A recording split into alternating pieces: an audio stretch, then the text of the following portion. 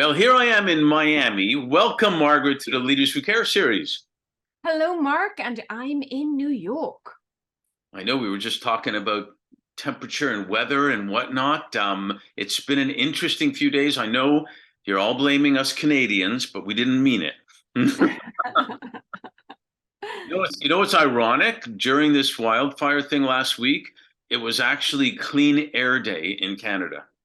My goodness. Well, it's certainly been a very visceral experience for all of us who think about climate change in an abstract sense. It Yes. made it very, very tangible, didn't it? Well, and maybe there's a reason for everything that we start taking some of that stuff seriously, I guess. But how about if we start? This is always a good place to start. If you could briefly introduce yourself, not so much the business part yet, but who's Margaret? Where are you from originally? Family? What's your favorite color? So maybe something you've never told anybody that you want to reveal now. Special. Tell us a little bit about you. Certainly. Well, thank you, Mark, for the opportunity to reflect, and delighted to be with your audience. So my name is Margaret Molloy. We can get to the business part whenever you consider that appropriate.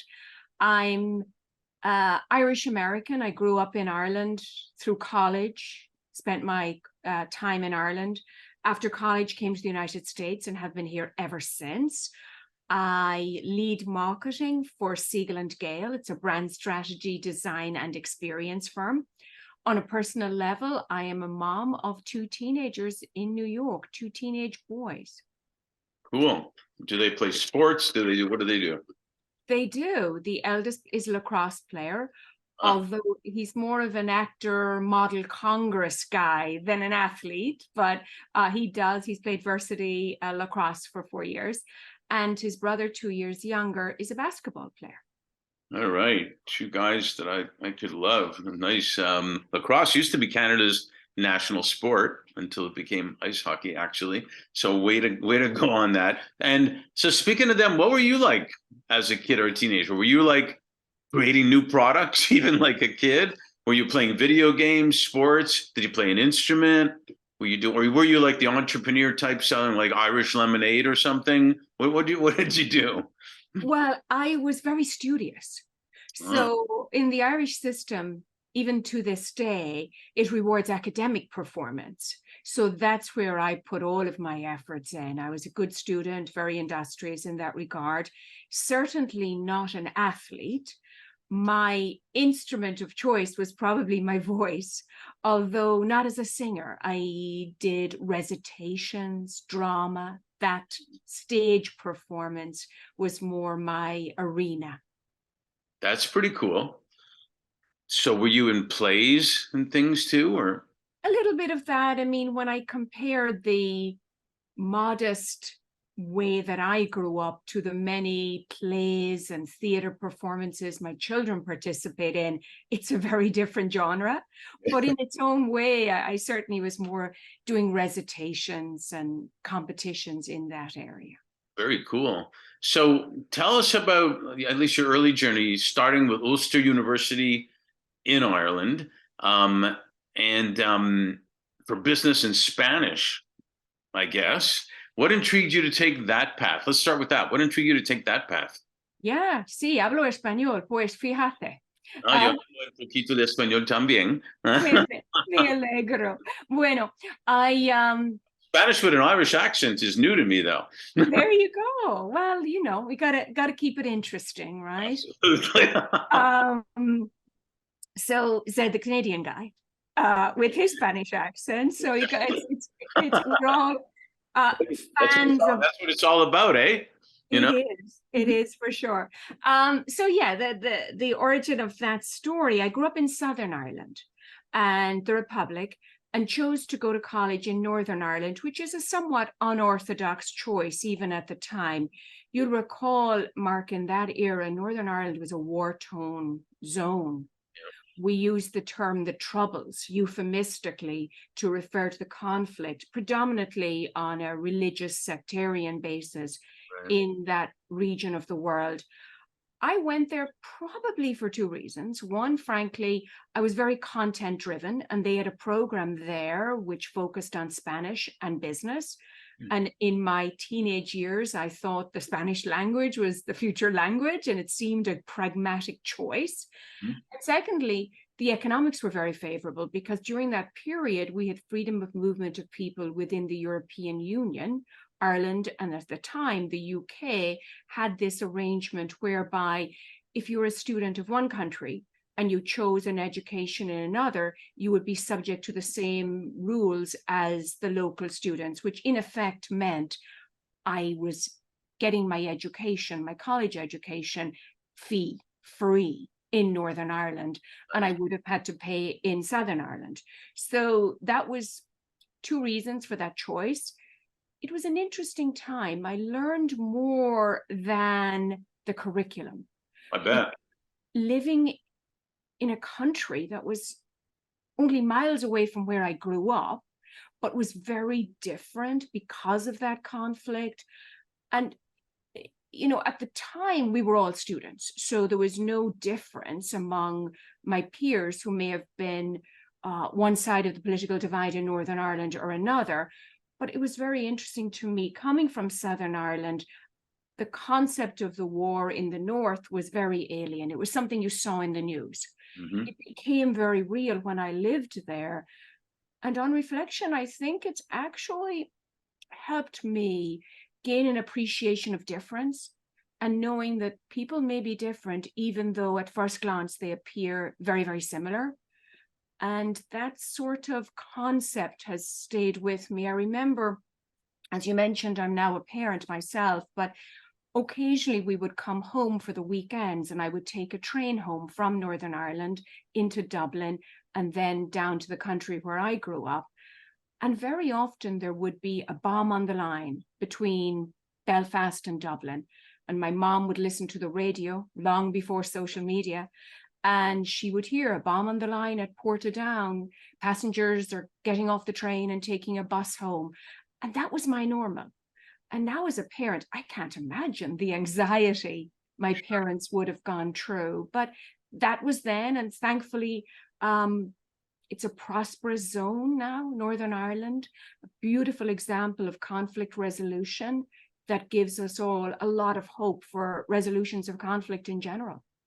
Yeah, no, that's quite amazing. I visited a couple times. I visited Ireland on my first time there, but it was in Belfast. And the first thing this friend wanted to show me, he said, "I'll take you around. We'll go for ice cream." He mentioned, but I want to show you a police station. I said, "That's the first thing you want to show me, a police station?" And he showed it to me, and it was all fenced in, but like all the way around, so nothing could be thrown in there, like a bomb or anything, which was amazing. I mean, it was extraordinary. I remember in the south of Ireland, the police force is not armed. And going to Northern Ireland, my first memory was seeing the police force with arms. And that was just shocking to me. But then 4 years later, it became normal. So it also shows how you can be acclimated to something. Yeah, And, good or bad. yeah, exactly.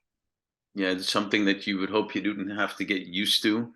That's normal. First time I went to the Middle East, I saw that heavy duty too, and it's like, and everybody's okay with it, which is really kind of yucky if you're okay Mhm. with that. But that well, interesting. The good news is you didn't lose your accent, so we love that. But then you kind of went patriotic route, I guess, with Enterprise Ireland and Aircom, right? How did that happen? That's right. So, Mark, my first job out of college was with Enterprise Ireland, and they sent me to New York. And I had never been to New York. Wow, And that must have been cool. oh my gosh, it was the dream job. I represented the Irish government at Enterprise Ireland, which is effectively like the Department of Commerce. And Mhm. the mission of that organization was to promote Irish goods and services in North America. And then after that 1 year internship, I was very fortunate to be hired by Aircom. And Aircom at the time was the monopoly telephone provider. And our focus was, back in the 90s, attracting call centers to Ireland. So very much economic development. And my role specifically was around marketing and branding. I think what I learned from those two roles, which were quite similar, was personally how important mission is to me.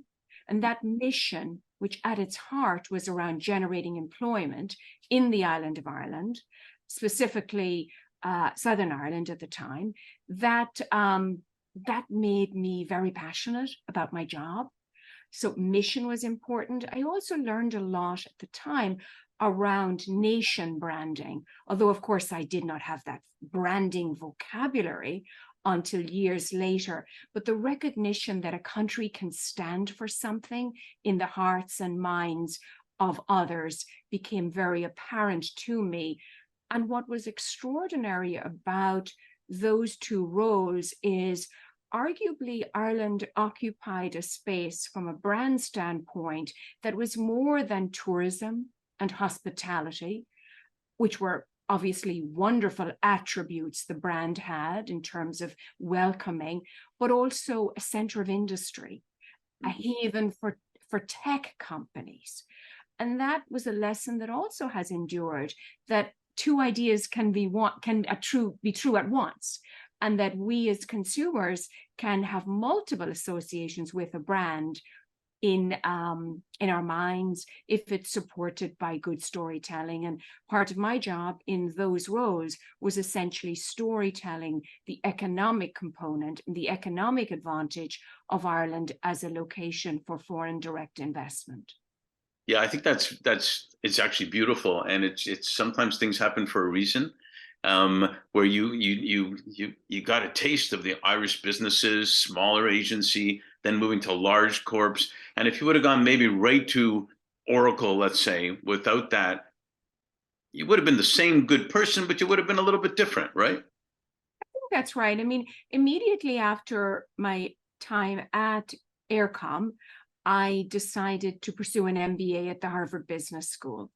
And the thinking there was I needed more learning, more of a credential, but also there's a certain aspect of an American degree that confers something of an establishment status. Right. When you are an immigrant, I'm sure you can appreciate that, the desire to elevate in your career, and my assessment that I would benefit from American training. And I did. I certainly learned a lot in that context, and then went on to indeed work mainstream technology company, Siebel Systems, that was ultimately acquired by Oracle. I had product marketing roles there, customer marketing roles. And in that context, I learned something very different, Mark. I learned about commerciality. So when I worked for the government agencies, I appreciated mission. I appreciated branding from a nation branding perspective, but at an entity like Siebel Systems and Oracle, you appreciate the commercial engine of a business. Right. And the center of gravity at Siebel was very much customer service, customer orientation. We were obsessed with serving customers, all in the service of growing the business and generating revenue. So learned a lot about sales in that world. Yeah, you kind of make me think of Jack Ma from Alibaba. When he went public in the States, he made I don't know if I call it an announcement, but he made a little speech where he basically said we had it wrong. We were starting with the shareholders down. He said, you got to start with the employees first.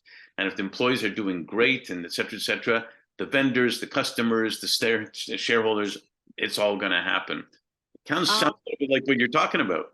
Yeah, a version of that. I think that the thesis at Siebel Systems was more, if we serve our customers, everything else will figure itself out. Right. I very much subscribe to your view, Mark, though, that shareholder value is an outcome, not a desired result or a target of a business. So right. If your employees are happy and you're serving your customers, you will generate value, and therefore shareholders will be returned more profits. So I subscribe to that philosophy. What I appreciated about my experience at Siebel Systems was a strong bias for action. That was one of the values. I mentioned earlier how mission was important to me. Well, values are also important. And that orientation that if you knew Mark said something on Monday morning, he would have it done by Friday if that's what he held himself accountable for. That posture has stood with me ever since. The bias for action and accountability. Yeah, you know, it makes total sense where you incentivize people that actually do things rather than, being okay with people that aren't taking action, if you will. And we founded Fifth Element on the basis that leaders and businesses can do way better when they are taking action, when they are doing good. And I think we chatted a little bit about how important it is to care about employees before. And we try to address with our clients anyway, caring about their financial, physical, and mental well-being, with them. So, do you engage in that way with your clients, and if so, also within S&G? Do you do that? Well, by way of context, I mentioned Siegel & Gale is a brand strategy, design, and experience firm. And for us, our values are smart, nice, unstoppable, and inclusive. And those values come to life in every facet of our activity, from recruiting colleagues to our reward system. We are rewarded for exhibiting those behaviors, our annual and biannual reviews. We are essentially assessed on our performance, and we assess our colleagues on those 4 values. And I think that then pervades the culture in terms of how we comport ourselves toward each other and our clients, and indeed the community. In terms of our counsel to companies, we're often engaged when a company needs a brand refresh, or there's a merger and acquisition, or a new executive and CMO, CEO comes into a role, and their ambition for the brand exceeds where that company is today. Mm-hmm. Now, in that context, occasionally, and in fact increasingly, it can lend itself to work around what we call brand-led change, which is understanding the intersection of brand and company culture and articulating an employer brand, which simply put is, why should employees come to work at this organization? So we do quite a bit of work in that regard with our clients, but in every engagement, there's a deep humanity in how we perform our tasks. I think the final driver of that behavior for us, no matter the scope of an engagement, whether it's about pure brand research or employee-led behaviors, is our ethos. And our ethos is all around simplicity, Mark. At our company, we believe simple is smart. And that translates into our trying, particularly in my role in BD and marketing, making it easy for our clients to do business with us, removing friction in the process.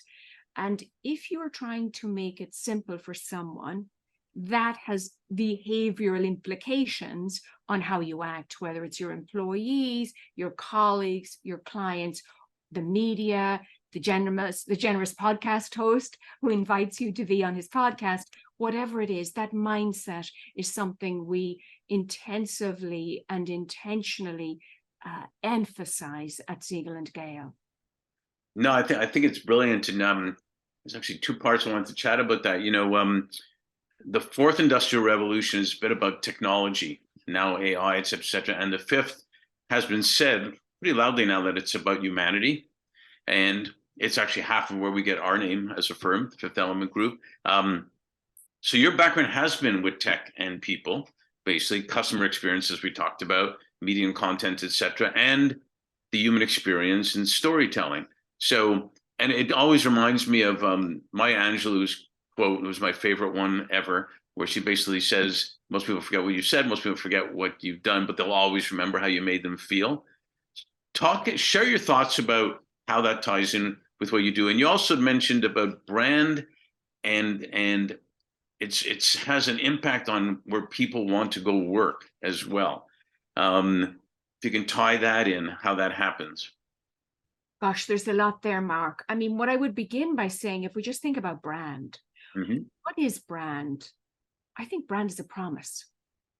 And the promises you are keeping So it's a highly relational concept if you think of it in those terms. Now, as a practical matter, in terms of the services we provide to our clients, we help our clients appreciate that brand is not just the word, your name, your tagline, pictures, your logo, your photography, but rather it's the whole set of experiences every stakeholder has with your organization.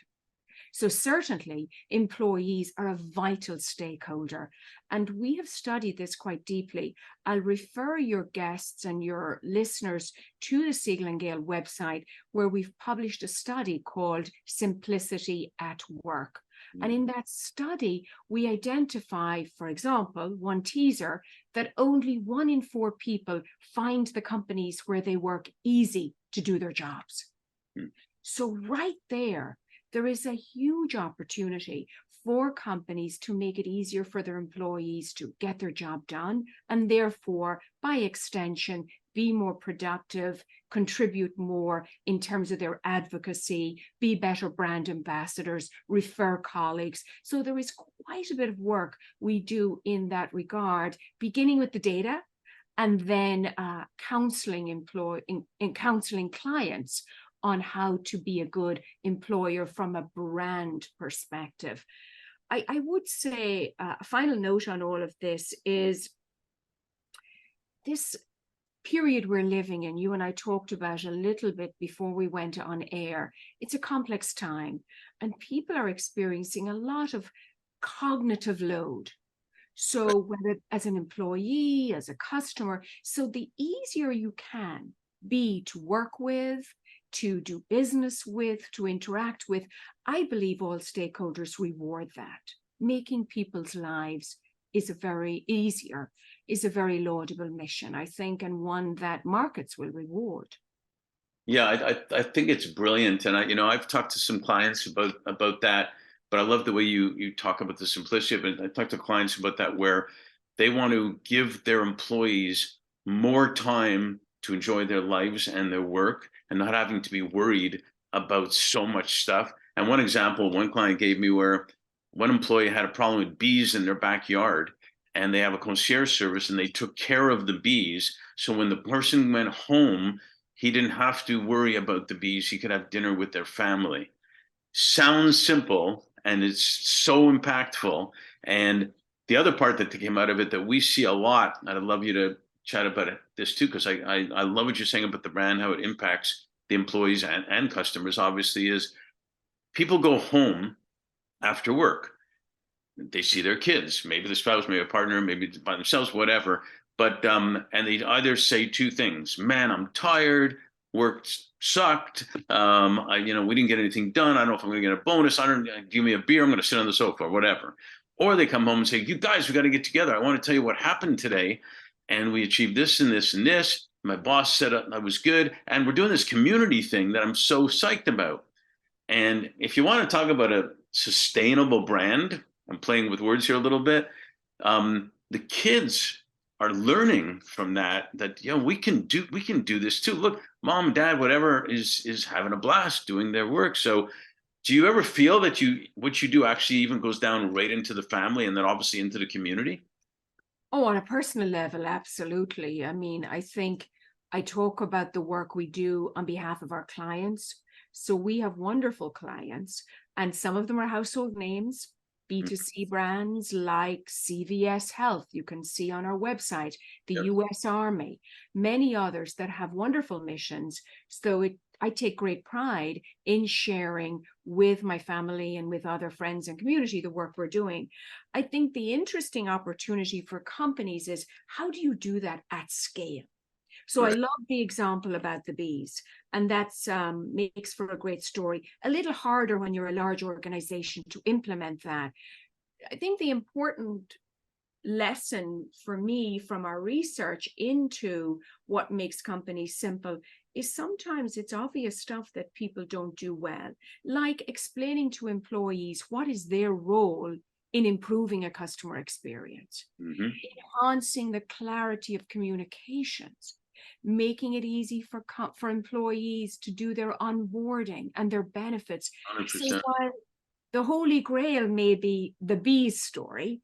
There is a large gulf between that and where most employees are today, based on the research, which is they don't understand where their job and their work and their toil is attached to the mission and purpose of the organization. And that solving that would be a great starting point. Another component, I referenced the work of Amy Edmondson at the Harvard Business School, where she talks about psychological safety, creating a culture where employees are comfortable sharing their views. I call it letting your team members talk in draft form, that they can share their thinking without having every thought resolved. Those are more scalable initiatives than the highly personalized but extraordinarily impactful one-on-one endeavors like the bees. Yeah, it's what we call active listening.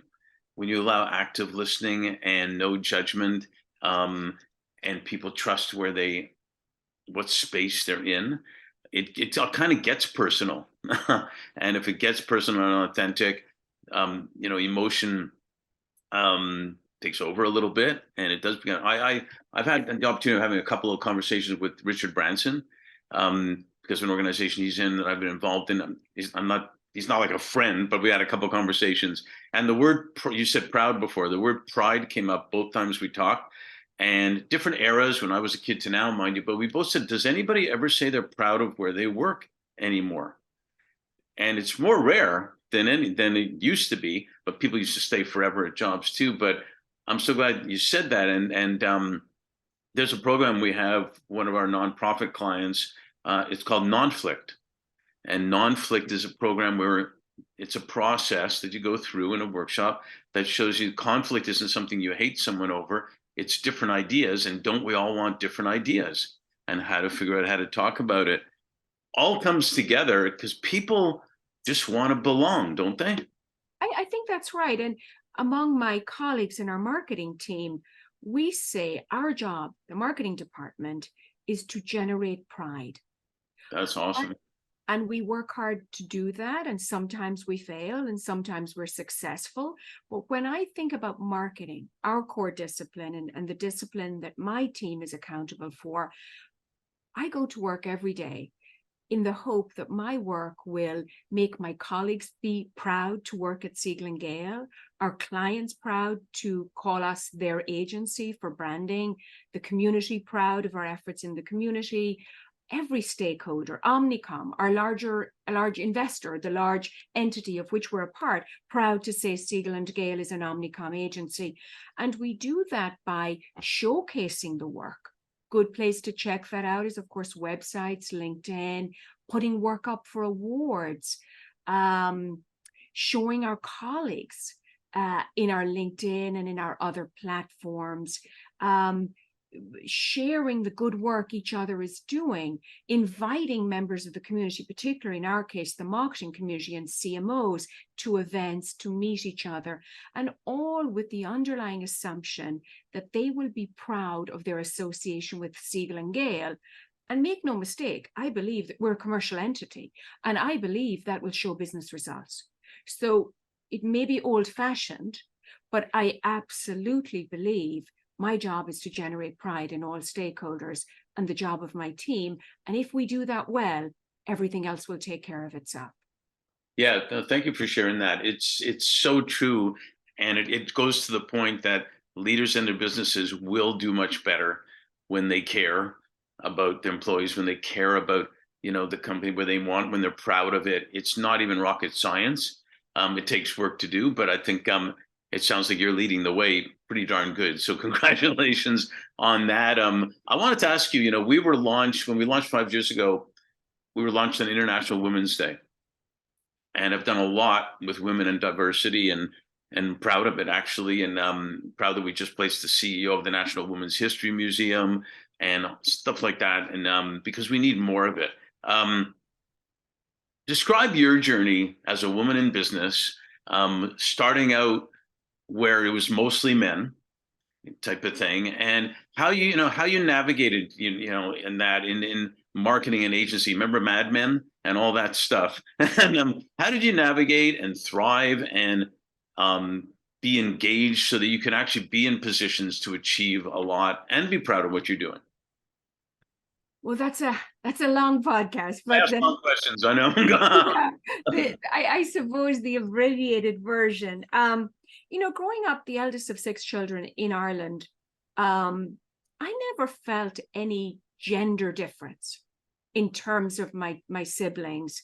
Um, we all were equal in terms of chores and in terms of educational opportunity. And there was no sense for me as a child that my gender was a barrier to my success. Quite the contrary. I believed that I had access to something my parents did not, which was high school, ultimately college and graduate degree programs, and that was the pathway. And gender did not matter. If you worked hard and you had talent, the sky was the limit. So perhaps I was a little naive, but that was the mindset I brought to my education and subsequently my professional career. Now, fast forward to today, and I reflect back, there are many times that I've been an only in a room. And even today, there are boardrooms, there are many settings where I am the only female, the only foreigner, the only immigrant. And my mentality has two dimensions to it in that regard. The first is leaning into the strength that comes with that, meaning my background that may be different should allow me to see things differently and bring different perspective. So trying not to be too I suppose, disappointed or seeing that too much of as negative, and rather seeing, well, what fresh perspective can I bring through that? So that's part A. But part B increasingly is more dominant in my thought process, which is how can I open doors for other females, other minority populations? And that has informed a lot of my recent work, and frankly, a lot of support of my colleagues at Siegel and Gale. So we do a lot of programming at the intersection of brand building and inclusion. We have a podcast called How CMOs Commit, and we recently hosted a series in that podcast on inclusive storytelling. So, for example, for International Women's Day in particular, International Women's Day 2023, we hosted live events in 5 cities across the world, and in the spirit of inclusion, a virtual session where I interviewed in each 5 CMOs from that country, from leading brands in that country, from Dubai to London, Dublin to New York, San Francisco to virtual, and we discussed the role of brands in gender equity. And we had that open conversation. And what it meant for me personally is it wasn't about my experience as a woman. It was more about sharing the role that brands can play, because brands can shape society and culture. Absolutely. In the ads that are put out, in how we represent people. So it's not an easy question, but it's something I went from being in my journey oblivious to my difference to acutely aware of it, and hoping to make it a non-issue. But it's still very real in the upper echelons of management in many companies. And I suppose as a practical matter, you try harder as a minority because you feel you have to represent your gender, in my case, immigrant as well. So I hope it manifests in a good work product, certainly, but perhaps from a legacy perspective, creating a pathway for other females and other minorities.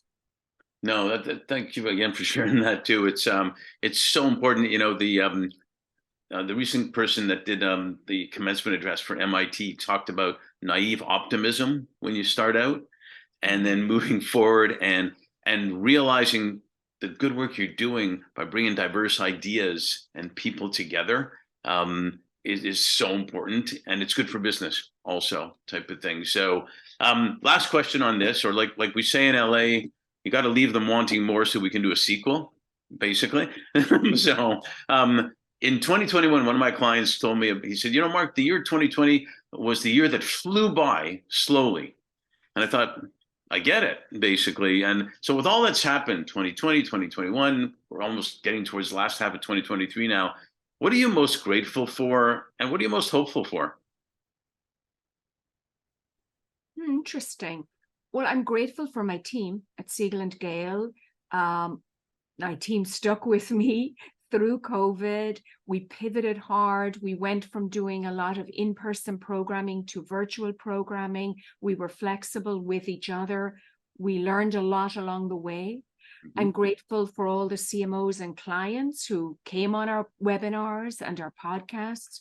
I'm extremely grateful for my colleagues at Siegel and Gale who do great work every day, and the clients who invest their trust in us. So there's a lot to be grateful for.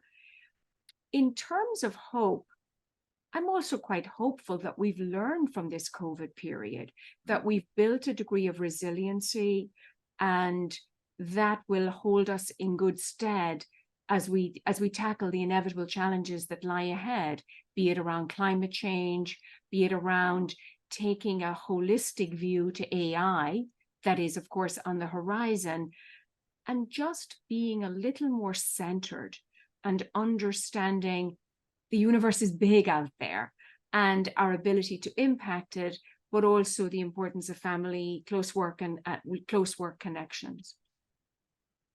Well, I couldn't have said it better myself. I'm grateful that you are a leader that really does care, and you put an accent on it too, if I can put it that way.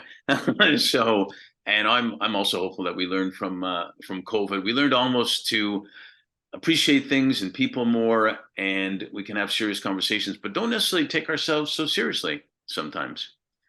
So thank you for sharing all this, and we're proud that you're proud of where you work. So thanks. Thank you, Mark. I'm proud to be on your podcast and wish you continued success with that effort. Thank you so much.